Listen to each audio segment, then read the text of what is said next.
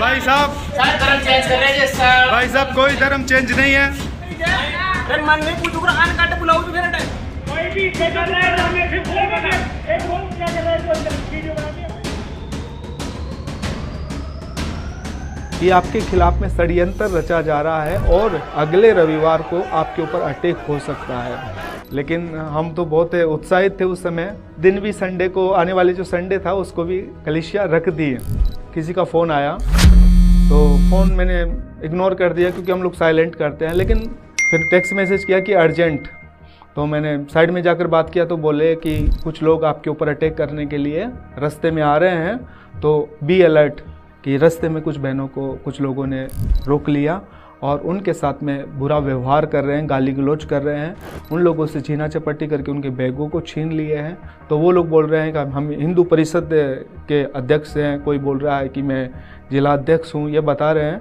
तो जैसे मैंने फ़ोन उठाया ऐसे पुलिस वाले ने मुझे थप्पड़ मारा, है ना। फिर दूसरे दिन जिस ढाणी में हम लोग दूध लेने जाते थे, दूध वालों ने मना कर दिया कि हम आपको दूध नहीं देंगे क्योंकि आप यीशु मसीह को मानते हो।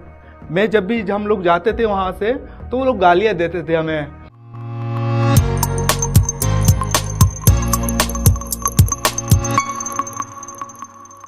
प्रेज़ द लॉर्ड, जय मसीह की। स्वागत है आपका एक और बार विजनरी रेडियो टीवी के इस खास प्रोग्राम जिसका नाम है let's talk today. Let's talk today में हमेशा बात करते हैं, कुछ खास बात करते हैं, ऐसी बात जो आपके और मेरे विश्वास की उन्नति का कारण हो। हाल फिलहाल में अगर हम बात करें, सताव एक ऐसा मुद्दा है जिस मुद्दे पर लोग अलग अलग तरह की बात करते हैं।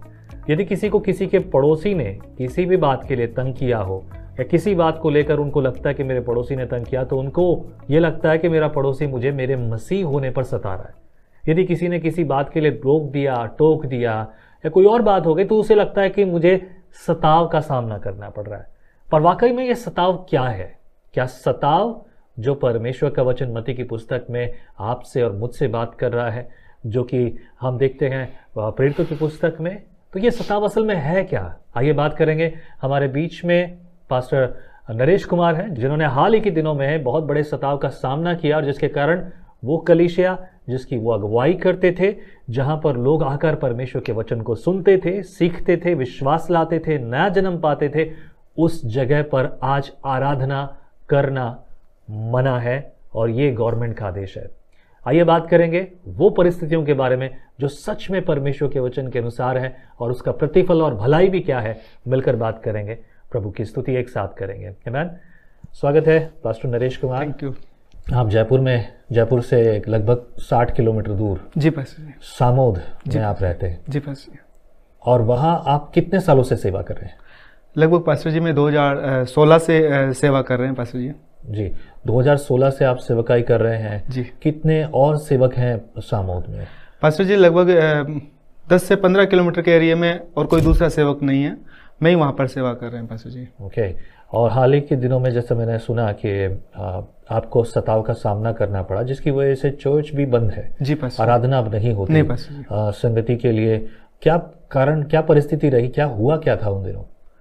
एक्चुअली पास्टर जी हम लोग गांव के अंदर सेवा कर रहे थे। लगभग आज 8 साल हो गए, 2016-17 से सेवा कर रहे हैं। और वहाँ पर जब सेवा कर रहे थे तो बहुत अच्छे तरीके से हम लोग सेवा कर रहे थे। लेकिन वहाँ पर देखते हैं तो कुछ लोग हमारा विरोध तो करते थे, लेकिन फिर भी हम लोग उनके साथ में एक अच्छा प्यार से व्यवहार करते थे। तो जब कोरोना का समय आया तो वो जब कोरोना में कुछ लोग पीड़ित हुए, तो जो लोग हमसे कई सालों से बात नहीं कर रहे थे, तो उनसे उस कोरोना के समय परमेश्वर ने हमें अगुवाई की कि हम उनके पास जाकर उनके लिए प्रार्थना करें। तो हम उनके घर पे गए और उन्होंने हमें स्वीकार भी किया और उन्होंने हमें प्रार्थना करने के लिए अवसर दिया। ये हमारे लिए सबसे बड़ी एक खुशी की बात थी। तो दुश्मन मित्र बन गए। जी pastor ji. Praise the Lord। हाँ, उन्होंने हमें अवसर दिया और जब हमने उनके लिए प्रार्थना की तो उन लोगों ने इस बात का अनुभव किया कि हमारे परिवार के लोग हमसे मिलने तक नहीं आ रहे। जो इस रास्ते से होकर जाते थे वो भी दूसरा रास्ता देख रहे हैं, लेकिन ये लोग कितने भले लोग हैं जो आज हमारे घर पे आए, हम लोगों के लिए प्रार्थना कर रहे हैं नज़दीक आकर, जबकि आसपास में भी लोग नहीं आ रहे।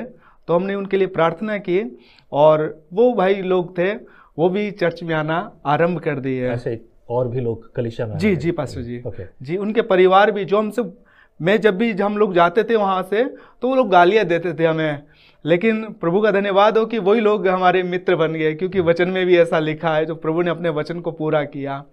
फिर उसके बाद में हम अच्छे से खुशी आनंद से वहाँ पर सेवा चला रहे थे। लेकिन हमारे कलीसिया के अंदर लोग बढ़ने के कारण हम लोगों को बहुत दिक्कतें होने लग गई, क्योंकि छोटी जगह थी और फिर हम लोग प्रार्थना कर रहे थे दूसरी जगह के लिए। तो प्रभु ने हमें एक अच्छा भवन दिया और फिर हम लोग वहाँ पर दूसरी जगह रहकर हम लोग प्रार्थना करना आरंभ कर दिए। जब हम लोगों ने वहाँ पर नींव डाली, उसी दिन एक भाई आकर हम लोगों को बोला कि आप यहाँ पर प्रार्थना नहीं करेंगे। मैंने कि क्यों?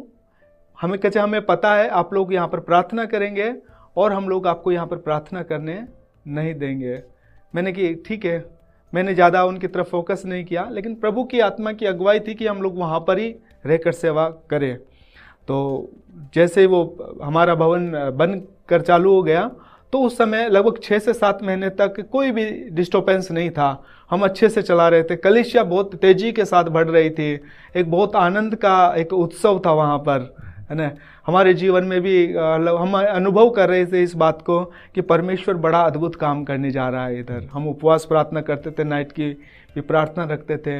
लेकिन अचानक से ऐसा हुआ कि एक दिन मैं मार्केट में जा रहा था, तो किसी भाई ने मुझे बोला कि आपके खिलाफ में षड्यंत्र रचा जा रहा है और अगले रविवार को आपके ऊपर अटैक हो सकता है।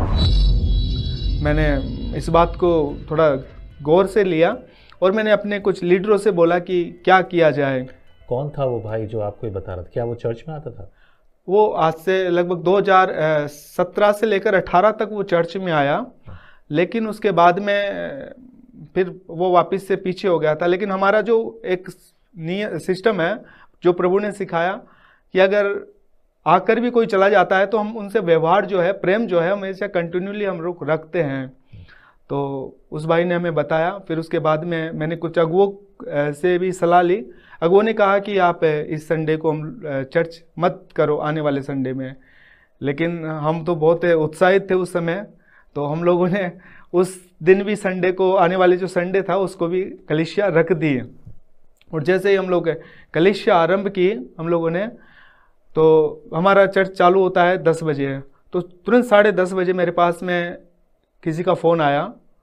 तो फ़ोन मैंने इग्नोर कर दिया क्योंकि हम लोग साइलेंट करते हैं, लेकिन फ़ोन सामने था। तो किसी ने फिर टेक्स्ट मैसेज किया कि अर्जेंट। तो मैंने साइड में जाकर बात किया, तो बोले कि कुछ लोग आपके ऊपर अटैक करने के लिए रास्ते में आ रहे हैं, तो बी अलर्ट। तो मतलब किसी ने आपको पहले बताया कि कोई आपके ऊपर अटैक करने आया? जी पास्टर जी। और ये भी पहचान वाला व्यक्ति? जी पास्टर जी। ओके। हाँ। ओके। फिर उसके बाद में मैंने चर्च में किसी को नहीं बोला, लेकिन उस दिन हमारा प्रभु भोज का दिन था। लेकिन प्रभु भोज हम लोगों ने कैंसिल किया और मैंने बोला आज की जो सभा है, आज आराधना तक ही है, और आज आराधना के बाद में हम आगे सभा नहीं चलाएंगे। सब अपने अपने घर खाना खाकर जा सकते हो। हमने खाना बनाया था, तो सब आराम से खाना खाकर चले गए। तो मैंने सोचा कि अब तो कोई दिक्कत नहीं होगी। लेकिन रास्ते के अंदर कुछ बहनों का मेरे पास में कॉल आया कि रास्ते में कुछ बहनों को कुछ लोगों ने रोक लिया और उनके साथ में बुरा व्यवहार कर रहे हैं, गाली गलौज कर रहे हैं, उन लोगों से छीना चपटी करके उनके बैगों को छीन लिए हैं। तो मैं भी घर पे था, तो मैं भी थोड़ा सा डर गया। मैंने कहा कि ठीक है, आप कोई बात नहीं, आपसे कुछ चीज़ें ले लिए, कोई बात नहीं, आप सीधे चले जाइए अपने घर, है ना। कौन लोग थे जिन्होंने कलीसिया के लोग जो जा रहे थे रास्ते में उनको जो परेशान किया? कौन थे? क्या आप जानते थे? नहीं, मैं उनको नहीं जानता। सारे नए लोग थे पास्टर जी। सारे नए लोग? सारे नए। वो गांव के आसपास जहां आप सेवा करते हैं वहां के लोग थे? नहीं, सारे बाहर के लोग थे। सब बाहर के लोग? जी पास्टर जी। कोई भी उस एरिया का नहीं पास्टर जी। और उन्होंने आकर उनको परेशान किया? क्या हुआ क्या वहाँ पर? तो उन लोगों से बाइबल वगैरह छीन लिए और साथ ही मैं और कुछ हमारे भाई और बहनों को बोले कि अगर दोबारा से यहाँ पर दिखे तो हम आपको जान से मार देंगे, है ना। ऐसा उनको धमकी दिया गया। कितनी अजीब बात है। हमारे प्रदेश में वो लोग ऐसे हैं जो दूसरे जगहों से आकर, और सिर्फ इसलिए क्योंकि कुछ लोग यीशु पर विश्वास कर रहे हैं और उनको धमकी दे रहे हैं, उनको जान से मारने की धमकी दे रहे हैं, उनको तकलीफ दे रहे हैं, उनसे बदसलूकी कर रहे हैं, बाइबल छीन रहे हैं। मैंने बहुत से वीडियोस में देखा है कि लोग कहते हैं कि देखो उनके पास बाइबल मिली है, भाई विश्वासी लोगों के पास बाइबल ही मिलेगी, उनके पास कोई और पुस्तक नहीं मिलने वाली। But I am really surprise about हमारे देश की कानून व्यवस्था भी बड़ी अजीब हो रही है। वेल ये बातें सब जगह हैं। उसके बाद फिर क्या हुआ वहाँ पर? हाँ, फिर एक मतलब एक आंटी को लेकर आए हमारे दरवाजे के पास और उन्होंने गेट को खटखटाया। हमने अंदर से बंद कर लिया था, गेट को खटखटाते रहे तो मैंने हिम्मत करके गेट को खोला। जब उस समय मेरे पत्नी मेरे बच्चे थे तो गेट को जैसे ही खोला मैंने तो अचानक से वो सारे लोग घुस गए अंदर और बोला कि आप धर्म परिवर्तन करते हो, आप ऐसा, मुझ पर काफ़ी सारे आरोप लगाने लगे। और कुछ लोग तो ऐसे थे कि मुझे मतलब इतनी गंदी गंदी गालियाँ मुझे बोलने लग गए जिनका मैं अपने मुंह जबान पे लाना भी नहीं चाहता विश्वासी होने के नाते। तो मैंने उनको कुछ भी जवाब नहीं दिया। मैंने सिर्फ उनको यही बोलता रहा कि हम कोई धर्म परिवर्तन नहीं करते, हम सिर्फ लोगों को जीवन परिवर्तन करने के लिए बारे में अच्छी शिक्षा देते हैं और कुछ नहीं करते हैं। तो जैसे ही मैंने मतलब कुछ लोगों को देखा तो सारे लोग अचानक से इकट्ठा हो गए और अपने चेहरे पे मास्क बांधने लगे। ये भी मैं आपको वीडियो में दिखाएंगे।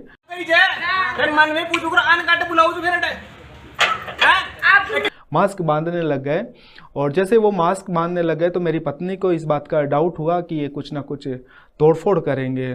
तो मास्क बांध कर अचानक से वो अंदर मतलब उधर की तरफ आने लग गए। उसी समय मैं अंदर जाकर कमरे में बंद हो गया, मतलब कमरा के अंदर कुंडी लगा ली। तो वो मुझे बोलते रहे कि आप एक बार बाहर तो आइए, बाहर तो आइए। लेकिन मैं इस बात के लिए प्रभु का धन्यवाद करता हूँ कि मुझे प्रभु ने इस बात के लिए बुद्धि दी। और फिर उसके बाद में वो लोग अंदर गए, हॉल में से बहुत सारी चीज़ों को वो पोटली बांधकर बाहर लेकर आए और मतलब बाहर खड़े होकर मेरा इंतज़ार करे कि कब ये गेट खोले और कब हम इसके ऊपर अटैक करें। मेरे बच्चे रो रहे थे पास्टर जी उस समय, मेरे बच्चे चिल्ला रहे थे कि क्या हो रहा है। मेरी पत्नी अचानक से डर गई थी कि कहीं कुछ ऐसा अनहोनी ना हो जाए। लेकिन मैं अंदर ही अंदर 100 नंबर पे कॉल किया। लेकिन 100 नंबर पे जब मैंने कॉल किया तो उसके भी 20 मिनट के बाद में फिर वो पुलिस आई। और जब पुलिस आई तो मैं बाहर आया तो पुलिस वाले मतलब उनसे ही पूछ रहे हैं कि क्या हो रहा है।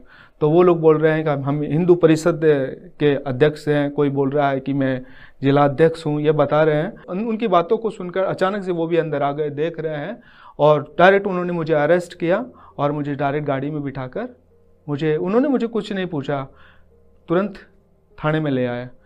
और जब मैं गाड़ी में था पास्टर जी तो मैं मतलब मेरे पास में कॉल आ रहे थे पत्नी के इनके कि कोई अनहोनी ना हो जाए, कुछ ऐसा कुछ थोड़ी है। तो जैसे मैंने फ़ोन उठाया ऐसे पुलिस वाले ने मुझे थप्पड़ मारा, है ना। तो मुझे पुलिस वालों ने भी मुझे मतलब पिटाई दी वहाँ पर।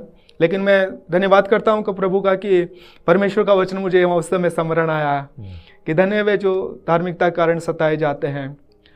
तो मैं थाने तक पहुँच गया। फिर वहाँ पर पहुँचने के बाद मैं SHO वहाँ पर आया और SHO ने भी मुझे कुछ बातें बोली, लेकिन अच्छा व्यवहार किया SHO ने। लेकिन कुछ लोगों ने मुझे नीचे बैठने के लिए बोला। लेकिन धन्यवाद करता हूं कि सिका मिल जो हमारे एरिया की MLA हैं, उनका भी फ़ोन चला गया था और कुछ SP साहब का भी फ़ोन चला गया था। तो उन्होंने हमारे फेवर में बात की और उन्होंने मुझे फिर ऊपर बैठने के लिए बोला कि ठीक है आप ऊपर बैठो। जिन लोगों ने हमला किया, जो लोग ज़बरदस्ती घुस रहे हैं, जिन्होंने महिलाओं को तंग किया, जिन लोगों ने वहाँ से चीज़ें उठाई बिना किसी परमिशन के, किसी और की चीज़ें, उनके ऊपर कोई इल्ज़ाम नहीं है? नहीं पास्टर जी, उनके ऊपर कोई इल्ज़ाम नहीं। आपको किस इल्ज़ाम पर गिरफ्तार किया उन्होंने? कि आप यहाँ पर प्रार्थना क्यों चलाते हो? प्रार्थना करना गुनाह है हमारे देश में। मैंने ये बात बोली पास्टर जी, लेकिन वो तो अंदर जब मैं थाने के अंदर गया तो बहुत सारे पुलिस वालों ने मुझे घेर लिया कि जैसे कोई क्रिमिनल होता है, बड़ा कोई गुनाह करके आया हो। वो मुझे बोला कि अपने बहुत सारे ईश्वर नहीं है क्या? तो प्रभु का धन्यवाद हो कि मैं वहाँ पर भी मैं तो प्रभु के बारे में बताने लग गया। लेकिन फिर भी उनको तो मेरे ऊपर इस तरीके से वो मुझे देख रहे थे, कोई बहुत बड़ा गुनाह करके आ गया। तो फिर प्रभु का धन्यवाद करता हूँ कि फिर फ़ोन गया उनके जिसके हाथ में ताकत होती है वो सोचता है कि मैं जो है राजा हूँ जी। लेकिन ठीक है। एंड उसके बाद फिर क्या हुआ? फिर उसके बाद में मुझे जब MLA साहब का फ़ोन गया तो उन्होंने SHO साहब ने बोला कि आपके तो फेवर में किसी का फ़ोन आ रहा है तो आप जा सकते हैं। तो मैंने कुछ मतलब जाने के लिए मैं वहाँ पे तैयारी हो रहा था। इतनी देर के अंदर जयपुर से किसी पास्टर साहब की टीम का फ़ोन आ गया कि आप जाना मत, आप उधर ही रुकना। फिर वो टीम आई वहाँ पर, तो उन्होंने, कुछ मीडिया के लोग भी थे वहाँ पर, तो उन्होंने बात की एसएचओ साहब से कि किस अधिकार से, मतलब मैंने उनको नहीं बोला कि मैंने मतलब मुझे पुलिस वालों ने पिटाई की, लेकिन उन्होंने मेरे गाल पे देखा, वो उंगलियां उगड़ी हुई थी। तो उन्होंने कहा कि नरेश भाई ये क्या हुआ, कि मुझे, मेरे को पुलिस वालों ने मारा। तो एसएचओ के पास ले गए कि एसएचओ को बोले कि आपने किस अधिकार से ये परमिशन दी कि इनको पिटाई करें, क्या गुनाह किया। तो एसएचओ साहब ने बोला कि कोई बात नहीं, जोश में हो जाता है ऐसा। ऐसा तो मतलब पुलिस का भी जोश और होश दोनों ही नहीं है। ओके, देन उसके बाद? हाँ, फिर उसके बाद में उन लोगों ने बात की, जो यहाँ से जयपुर से जो टीम गई थी एसएचओ से। एसएचओ ने कहा ठीक है, हमको तो कोई दिक्कत नहीं, कर सकते हैं प्रार्थना। उस समय एसएचओ साहब ने बोल दिया कि कर सकते हो। फिर मैं घर पे आया। घर पे जब आया तो मेरी पत्नी, मेरे बच्चे बहुत डरे हुए थे कि कुछ मतलब मेरे साथ में कुछ ऐसा ना हो जाए, क्योंकि मतलब ना ही तो मेरे परिवार में कोई ऐसा है जो यीशु मसीह के कारण कोई मेरा साथ दे सके। तो जब मैं घर पे आया तो मेरी पत्नी बहुत डर गई, रोने लग गई। मैंने कहा चिंता मत कर, मैंने कि प्रभु हमारे साथ है। फिर उसके दूसरे या तीसरे दिन हम लोग फिर शाम को, रात को फैमिली प्रेयर कर रहे थे। इतनी देर में पास के जो लोग हैं, लगभग 500 मीटर की दूरी में वो लोग रहते हैं, अचानक से रात को 11 बजे वो आकर हमारे गेट को खटखटाते हैं। तो मैं उन्हें बोलता हूँ कि आप क्यों खटखटा रहे हो।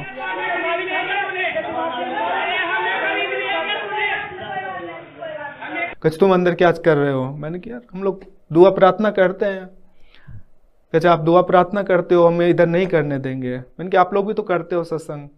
तो वो भी हमें गलत तरीके से बर्ताव करने लगे, गाली। क्या गलत तरीका, मतलब हमें समझ नहीं आ रहा क्या गलत तरीका है। गलत तरीका ऐसे कि अगर इस तरीके से रहोगे तो हम आपको मारेंगे, चाहे हमको जेल ही जाना पड़े, लेकिन हमें यहाँ पर ऐसा नहीं करने देंगे, प्रार्थना नहीं करने देंगे। जी। ओके। फिर उसके बाद में मैंने ठीक है, फिर उसके बाद में फिर मैंने वो वीडियो था मैंने जयपुर भेज दिया हमारे किसी पास्टर भाई को। फिर वो वीडियो जो है उन्होंने एसपी साहब को भेज दिया। तो एसपी साहब ने एसएचओ को भेजा। एसएचओ तुरंत रात को 12 बजे वहाँ पर आए और एसएचओ साहब ने मुझे बोला कि आप अभी कुछ भी मत करो और अभी प्रार्थना कुछ मत करो। मतलब पुलिस ने जो असामाजिक तत्व हैं, जो ये अपने आप को धर्म रक्षक बताते हैं, वो लोग आकर दंगा कर रहे हैं, उनसे कुछ नहीं कहा? नहीं पास जी, अभी तक उनसे कुछ बात नहीं है, सिर्फ लेकिन आपको आराधना करने से, प्रार्थना करने से मना है। आप चर्च की संगति नहीं रख सकते जी पास जी, खुद की जगह में, अपनी जगह में आप नहीं कर सकते जी पास जी। ये कैसा इंसाफ है ना? हम तो पास्टर जी जब भी प्रेयर भी करते थे तो हम तो किसी को डिस्टर्ब भी नहीं करते थे। और फिर उसके बाद में क्या हुआ कि वो रात को ऐसा हो गया। फिर दूसरे दिन जिस ढाणी में हम लोग दूध लेने जाते थे, दूध वालों ने मना कर दिया कि हम आपको दूध नहीं देंगे क्योंकि आप यीशु मसीह को मानते हो। मेरी पत्नी ने खाली केतली लेके आई कि दूध के लिए मना कर दिया। मैंने कोई बात नहीं, मना कर दिया तो हमारा प्रभु यहोवा हीरे है, वो सब कुछ मुहैया करेंगे। तो मुझे इस बात का थोड़ा दुख भी हुआ कि यीशु के कारण मैंने कि ये लोग कितना ये सब कर रहे हैं। ये सब कुछ सिर्फ आपके साथ हो रहा है या कलीसिया के सदस्यों के साथ भी? पास्टर जी कलीसिया के सदस्यों के साथ, कुछ लोगों के साथ ऐसा हुआ कि वो लोग प्रभु यीशु को मतलब मानना आरंभ किए, वो हमारे चर्च में आना चालू किए। उसी समय कुछ लोगों ने, गांव के जो बुजुर्ग लोग हैं, उन लोगों ने एक पंचायत बैठाई और पंचायत बैठाने के बाद में उन लोगों को, लगभग 3 परिवार हैं, तीनों परिवारों को समाज से बाहर कर दिया पास्टर जी। जो मसीह में विश्वास में आए जी पास्टर, उनको भी मसीह समाज से बाहर कर दिया? जी पास्टर जी। अच्छा जी। क्या परेशानी है उनको, मतलब किस तरह से समाज से बाहर करना, मतलब क्या हुआ? समाज से बाहर करने का मतलब है कि पंचायत उन्होंने बैठाई और सारे गांव के लोग बैठते हैं, बुजुर्ग बड़े बड़े लोग, और एक अनाउंसमेंट वो करते हैं कि आज के बाद में इन लोगों के साथ में हमारा कोई भी रिश्ता नहीं है, ना ही तो इनके शादी में हम जाएंगे और ना ही शादी में हम इनको आमंत्रित करेंगे, है ना, क्योंकि इन लोगों ने धर्म को चेंज कर लिया है। उनकी ये एक सोच है कि धर्म चेंज कर लिया है। एक जो भाई था उनका, वो बेचारे बहुत गरीब परिस्थिति में, क्योंकि जब वो पुराने जीवन में थे तो वो बहुत नशा करते थे,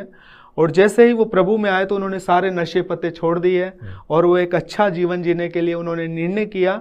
और गरीब सहायता को देखकर गवर्नमेंट ने उनके लिए लोन को पास किया। भाई इनके लिए घर नहीं है, चलो लोन हम इनको देकर एक छोटा सा घर बन जाए, क्योंकि अभी प्रधानमंत्री योजना है।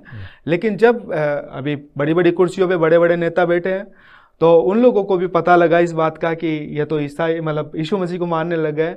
तो उस लोन में भी आज लगभग काफ़ी दिन हो गए, अभी तक उस लोन का कोई भी वो पता नहीं है ना। वो लोन भी उन लोगों को नहीं मिल पा रहा, उस लोन में भी रुकावट मिल गई, जबकि वो गवर्नमेंट का काम है। हाँ, ऐसा उनके साथ में हो रहा है पास्टर जी। आज जब आप प्रभु में अब आप हैं जी, तो जब ये सारा घटनाएं आपके साथ घटी, तो आज आप क्या कर रहे हैं? आज क्या आराधना हो रही है? क्या आज संगति कर सकते हैं, नहीं कर सकते? क्या मतलब क्या परिस्थिति है? मैं थोड़े इस समय को देखकर मैं एसएचओ साहब के पास में गया कि अभी प्रार्थना बंद है, तो क्यों ना मैं एसएचओ साहब से बात करूं, तो क्यों ना वो हमें थोड़ा सा हमारे फेवर में हो जाए। तो एसएचओ ने बोला कि आप कुछ भी मत करो, अगर ऐसा कुछ करोगे आपको जेल हो जाएगी। ठीक है, फिर हम लोग आराधना नहीं कर रहे क्योंकि एसएचओ ने बोला है। और फिर उसके कुछ दिनों के बाद में ही हम लोगों ने एक छोटी सी सभा भी रखी थी, है ना, सभा भी रखी थी। लेकिन वो सभा हम लोगों ने परमिशन लेके रखी थी कि मतलब मुझे किसी ने गाइड किया कि हम डीएम के पास जाकर ज्ञापन दें, और डीएम ने हमें आश्वासन दिया। और डीएम का जो लेटर था वो एसपी को गया, एसपी एसएचओ के पास में भेजा। एसएचओ ने मुझे कहा कि ठीक है, आप थोड़े संख्या में आप कर सकते हो आराधना। उस समय पे आराधना होने से पहले हम लोगों ने सोचा कि शनिवार का दिन है, आज क्यों ना हम कुछ विश्वासियों को लाकर कुछ वकील को लाकर हम वकील से कुछ संविधान के बारे में सीखे कि हम संविधान का जो भारत का कानून है उसका हम उल्लंघन ना करें ना। हमारा उद्देश्य यह था कि हम कोई कहीं ऐसा तो नहीं कर रहे कि कुछ कानून का हम उल्लंघन कर रहे हैं। तो हमने वकील साहब को बुलाया, और वकील साहब जब आए और हम लोगों को कानून के बारे में सिखा रहे थे, तो उन गाड़ियों को देखकर, एक दो तीन गाड़ियाँ थी, उनको देखकर जो ढाणी वाले हमारे जो पड़ोसी लोग हैं, जो विरोधी लोग हैं कुछ लोग, तो उन लोगों ने आगे कॉल किया। हमें पता नहीं कहाँ कहाँ वो कॉल किए, तो तुरंत डिप्टी साहब आ गए, तहसीलदार साहब आ गए, पुलिस की गाड़ी आ गई, लेडीज़ पुलिस आ गई। और इस प्रकार से हम लोगों के साथ में मतलब बाहर पुलिस ही पुलिस हो गई, जैसे कि अंदर कोई बहुत बड़ा क्रिमिनल कोई काम हो रहा हो। तो फिर उसके बाद में हम लोग डर गए। मैंने बोला वकील साहब को कि वकील साहब बाहर तो पुलिस आ गई। तो वकील साहब ने कहा कि डरने का कोई ज़रूरत नहीं है। तो हम लोग अपनी सभा को चलाते रहे, लेकिन वो फिर बाद में आकर वो जो एसएचओ है वो मुझे बोले कि आपने ये सभा क्यों रखी, जबकि उन्होंने मुझे परमिशन दी थी। तो फिर जो डिप्टी साहब हैं उन्होंने भी मुझे बोला कि अगर ऐसा करोगे हम थाने में बंद कर देंगे। फिर उन्होंने जब जाते हमारी जो सभा जब समाप्त हुई उसके बाद में हमें एक नोटिस दे दिया उन्होंने कि आज के बाद में कभी भी यहाँ पर सभा नहीं करोगे बिना किसी अनुमति के। वकील साहब ने बहुत सारी बहस उनसे की कि हमें अपने घर पे आराधना करने के लिए हमें परमिशन की क्या आवश्यकता है, क्योंकि हम तो संविधान का पालन कर रहे हैं, संविधान हमें इजाज़त देता है, हम किसी को भी मान सकते हैं। लेकिन उस समय किसी ने भी वकील साहब की भी नहीं सुनी, जबकि वो तो कानून को पूरा अच्छे से जानते हैं। और हमें आपके हिसाब से क्या कारण उन्होंने बताया कि इस वजह से आप आराधना नहीं कर सकते? कारण यही बताया कि जो कुछ लोग हैं वो आपके खिलाफ में बार बार एप्लीकेशन दे रहे हैं और बिना अनुमति के आप यहाँ पर आराधना चलाते हैं। तो अनुमति किससे लेनी है और किस बात की लेनी है? वो ये बोलते हैं कि अनुमति एसडीएम से जब तक अनुमति नहीं मिलेगी तब तक आप आराधना नहीं चला सकते। एसडीएम से आपने परमिशन ले ली थी? एक्चुअली में हम लोग गए थे एसडीएम साहब के पास भी, लेकिन हमें किसी ने भी कोई परमिशन के लिए कुछ कहा नहीं। ओके, आज आप क्या करते हैं? आज आप अपना घर परिवार कैसे चला रहे हैं? 4 बच्चे हैं, घर है, और आपने चर्च बनाने के लिए लोन भी लिया था। नाउ यू आर स्ट्रगलिंग, आपकी किश्तें भी जा रही हैं। आज आप अपना घर कैसे चला रहे हैं? आज अपने घर की रोज़ की ज़रूरतें आप कैसे पूरी करते हैं?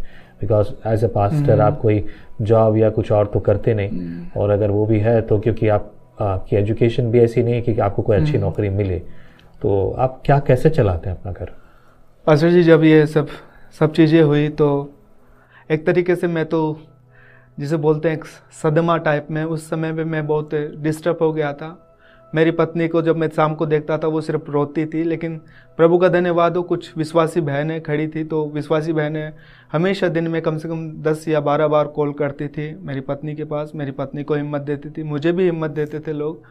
और फिर उसके बाद में मेरे बच्चे भी डरे हुए थे उस समय, तो मैंने ये सोचा कि अब तो मुश्किल होगा सब कुछ, लेकिन धन्यवाद करता हूँ प्रभु का कि उस समय हमने प्रभु का हाथ देखा और प्रभु का ऐसा चमत्कार हमने देखा कि जिसके बारे में मैं कभी मतलब सोच भी नहीं सकता था। मैंने तो ये सोच लिया था कि अब तो सब कुछ खत्म हो चुका, लेकिन हमारा प्रभु सच में यहोवा ईरे है। हम लोग कंटिन्यू प्रार्थना में बने रहे और मेरा एक ही टारगेट था कि प्रभु ने जो लोग दिए उनको मैं ईमानदारी से संभालूंगा। मैं गांव-गांव जाकर उनके पास फेलोशिप देते हैं, है ना, हर अलग अलग 3, 4, 5 गांव है जो वहाँ पर जाकर मैं उनको संगति देते हैं।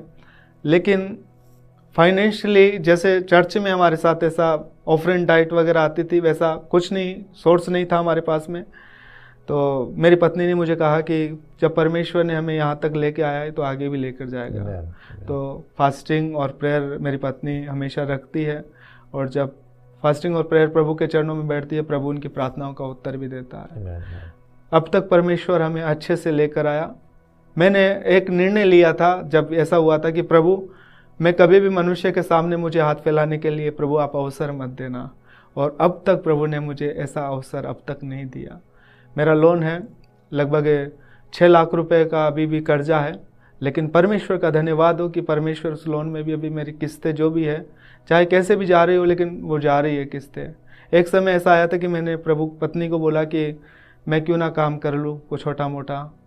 मेरी पत्नी ने कहा कि अब तक कोई दिक्कत आई? मैंने कहा कि अब तक तो नहीं आई, आगे भी नहीं आएगी, क्योंकि हमारा परमेश्वर यहोवा ईरे है। मैं कंटिन्यूली, मेरी पत्नी मेरी प्रेयर पार्टनर है, वो सिर्फ 4 या 5 घंटे सोती है। मुझे पता नहीं कि 4-5 घंटे भी वो सोती है कि नहीं, हमेशा प्रार्थना उपवास में रहती है। और मैं मिनिस्ट्री में हमेशा कभी किस गांव में कभी किस गांव में जाकर प्रभु की सेवा करते हैं, और मेरा परमेश्वर अब तक हमारी ज़रूरतों को पूरा करता है। कई बार आती है परिस्थितियाँ ऐसी, लेकिन मैं प्रभु के चरणों में रहता हूँ, परमेश्वर करता है। सेवा वो नहीं है जो लोग देखते हैं, लोगों को लगता है, लेकिन सेवा कुछ और है।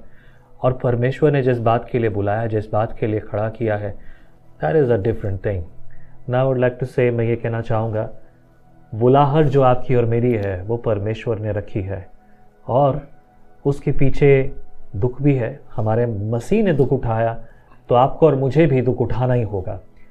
जो बात आप सुन रहे हैं ये हो सकता है वैसा ना दिखता हो जैसा कि दूसरे यूट्यूब वीडियोस में आप देखते होंगे कि बहुत सारे लोग आ रहे हैं मारने पीटने के लिए, शायद आपको ऐसा ना लगता हो, लेकिन मेरे प्रियो ये उससे कम भी नहीं है।